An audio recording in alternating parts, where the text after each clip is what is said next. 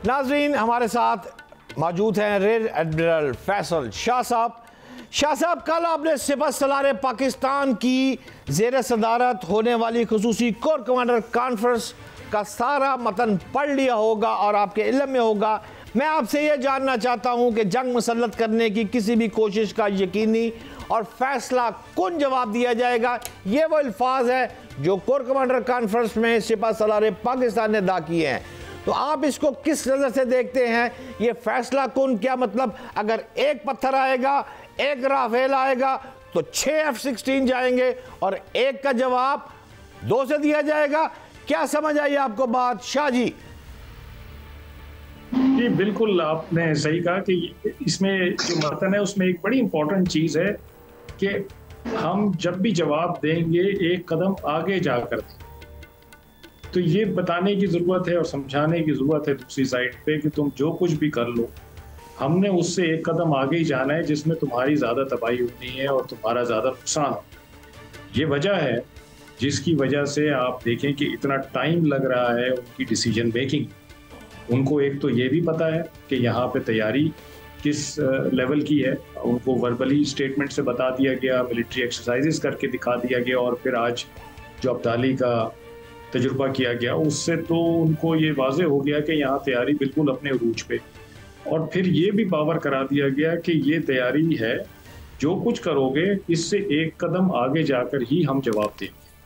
जिसका मतलब ये है कि बहुत सोच समझ के कदम उठाना, अगर समझ में आए तो करना, ना आए तो पीछे हट जाना, क्योंकि हमारी तरफ से तुम्हारे हमले के जवाब में कॉम्प्रोमाइज कोई नहीं, पहला नहीं करेंगे। शाह साहब, आप जो फरमा रहे हैं दुरुस्त कह रहे हैं। आपने अभी नाम लिया इब्दाली, तो मैं ये जानना चाहूंगा कि मेरी कौम को, मेरे नाज़रीन को जरा एलैबोरेट करें थोड़ा सा, क्योंकि पाकिस्तान का 450 किलोमीटर की रेंज के हामिल जो इब्दाली मिसाइल है वो कहां तक रसाई रखता है, कहां से उड़ेगा और कैसे दुश्मन के घर के अंदर जाएगा? शाह जी ये बताएं।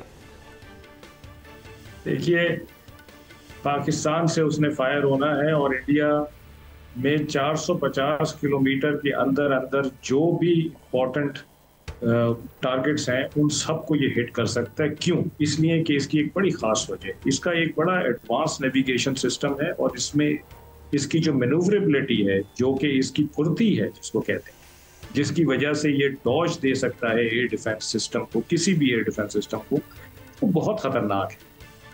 एयर डिफेंस सिस्टम लगाया जाता है कि आपके मुल्क के अंदर आने वाले जितने भी मिसाइल्स हैं उनको रोका जा सके, लेकिन वो मिसाइल्स जो स्मार्ट मिसाइल्स होते हैं, जिनका नेविगेशन सिस्टम बड़ा साउंड होता है, वो उनको अपनी पूरी रेंज की हद तक लेके जा सकता है और जिनकी मैन्यूवरेबिलिटी इतनी अच्छी होती है कि वो हर किस्म के एयर डिफेंस सिस्टम को डॉज कर सकते हैं, ब्रीच कर सकते हैं, वो बड़े ख़तरनाक होते हैं।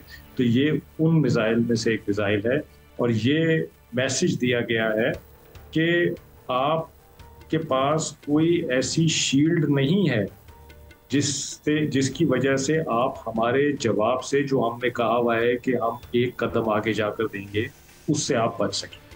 तो ये बड़ी वाज़ेह तौर पे बावर करा दिया गया है दूसरी तरफ आज फायर करके, और उसकी जो टेस्ट है वो अल्हम्दुलिल्लाह बिल्कुल सेटिस्फैक्ट्री हुआ है। जो उसके चलाने वाले हैं उनकी भी तरबियत कंप्लीट हो गई है और जो उसके पैरामीटर्स थे डिज़ायर्ड वो भी सारे अचीव हो गए।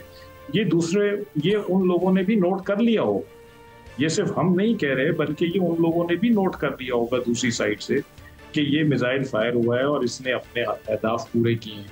तो अब उनकी जो कैलकुलेशन है उसमें एक और फैक्टर भी आ गया है जिसकी वजह से मजीद कॉम्प्लिकेशन उनकी कैलकुलेशन में आ जाएगी। दुरुस्त फरमा रहे हैं फैसल शाह साहब। आप जनरल साहब, मैं आपसे एक सीधा सा सवाल ये पूछना चाहता हूँ कि हमारे पास जदीद सेटेलाइट्स और ड्रोन्स मौजूद हैं, क्या LOC या वर्किंग बाउंड्री पर दुश्मन की तरफ से पिछले 24 घंटे में आपको कोई मूवमेंट की इतला आई है? तो मेरे नाज़रीन को बताएं। भट्ट साहब, ये जो हमारा LOC है, लाइन ऑफ कंट्रोल कश्मीर का या जो सियाचिन का एरिया है, फिर LAC के ऊपर, तो तकरीबन यहाँ पे तो हमारा eyeball to eyeball permanent deployments हैं जी। इंडिया की भी हैं, हमारी भी हैं। और बाकी जो इंटरनेशनल बॉर्डर है कहीं पे वो एक्सरसाइजेस कर रहे हैं, कहीं पे हम एक्सरसाइजेस कर रहे हैं। बट देखिए, कॉन्फिडेंस आपको ये होना चाहिए, पाकिस्तान के लोगों को ये कॉन्फिडेंस होना चाहिए कि उनका कोई एक भी एलिमेंट, चाहे वो ईस्ट में बैठा हुआ है या जहां पे भी बैठा हुआ है, उस पर प्रॉपर एक नजर होती है जी, एक सिस्टम है, इसमें सैटेलाइट्स भी हैं, बहुत सारे अदर फॉर्म्स हैं, ह्यूमन इंट भी शामिल होती है।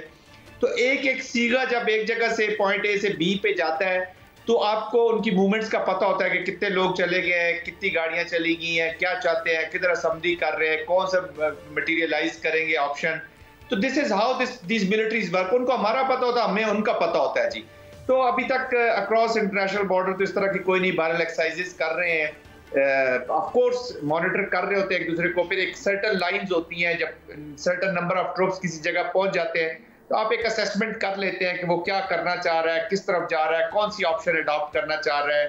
तो आप पूरा एक वॉर गेम किया होता है जी। प्लान्स, ऑपरेशनल प्लान एक कॉन्टिन्यूस सिस्टम है, उसके मुताबिक हो रहे होते हैं। लेकिन LOC के ऊपर तो ऑलरेडी डिप्लॉयड लोग हैं और इंडिया ऑलरेडी वायलेशन कर रहा है। जो 2021 का सीज फायर था, it is being violated again and again. लेकिन जिधर भी वो वायलेट करते हैं, अल्हम्दुलिल्लाह पाकिस्तान उसका रिस्पॉन्स कर रहा है। और कुछ दिन पहले एक दो पोस्टें भी पाकिस्तान ने इसी कॉन्टेक्स्ट में, जब उन्होंने ओवर कर दिए हैं, ज्यादा फायर किया है, तो पाकिस्तान हैज टेकन आउट दो पोस्ट। दुरुस्त फरमा रहे हैं जनरल साहब।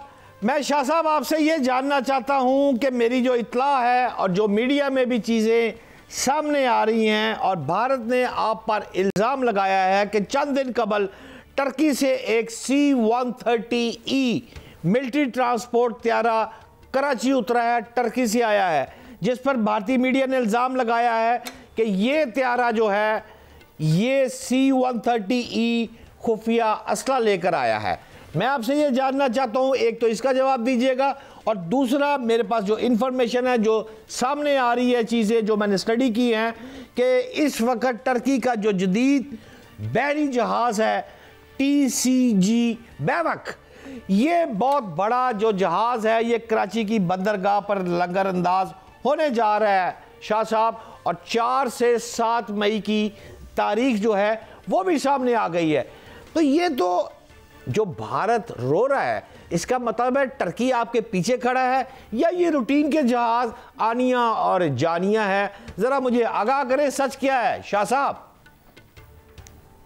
देखिए, ये जो दो फोर्सेस के बीच में इस तरह की एक्सरसाइजेज होती हैं, विजिट्स होते हैं, ये रेगुलर फीचर होता है। और ये इसलिए होता है कि आपस में इंटर ऑपरेबिलिटी को बढ़ाया जाए, यानी एक दूसरे के साथ काम करने की सलाहियत को बढ़ाया जाए, ताकि जब कभी ऐसा मौका आए जब दोनों नेवीज ने मिलकर काम करना है, तो उन दोनों को एक दूसरे के बारे में आगाही होनी चाहिए, कल्चर के बारे में, जुबान के बारे में, प्रोसीजर्स के बारे में।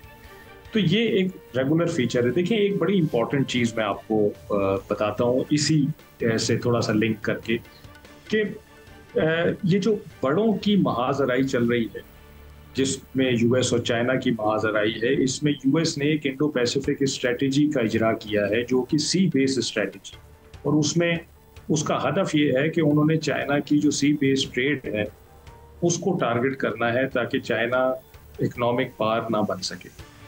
उसमें इंडिया को एक बड़ा कलीदी किरदार देने का इरादा है US को, और इंडिया खुद भी समझता है कि उसका एक बड़ा कलीदी किरदार है, और वो अपने आप को इंडियन ओशन में नेट सिक्योरिटी प्रोवाइडर का ओहदा दे चुका है। यानी कि वो थानेदार बनना चाहता है इंडियन ओशन में, कि जी यहाँ के सारे मामला जो हैं सी के, हमारे इंडियन ओशन के, वो हम देख लेंगे और हम में ये कैपेबिलिटी।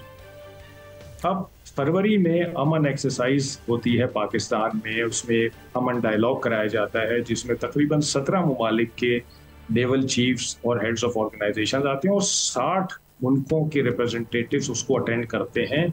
60 के 60 मुल्क यक जुबान होकर ये कहते हैं कि कोई मुल्क अकेला सी पे चैलेंजेस को हैंडल नहीं कर सकता, हम सबको मिल के चलना है। यानी कि वो जो एक नेट सिक्योरिटी प्रोवाइडर का एक नोशन है इंडिया का, वो तो चैलेंज कर दिया पाकिस्तान। तो ये एक बड़ी फ्रस्ट्रेशन है इंडिया को, कि जो स्टेचर वो चाह रहा था इंडो पैसिफिक स्ट्रेटजी में हासिल करना, वो चैलेंज हो चुका है, बिकॉज 60 ममालिक ये कहते हैं कि कोई मुल्क अकेला ये काम। दुरुस्त फरमा रहे हैं फैसल शाह साहब, आप ठीक फरमा रहे हैं। भारत को मुश्किल में डाल दिया है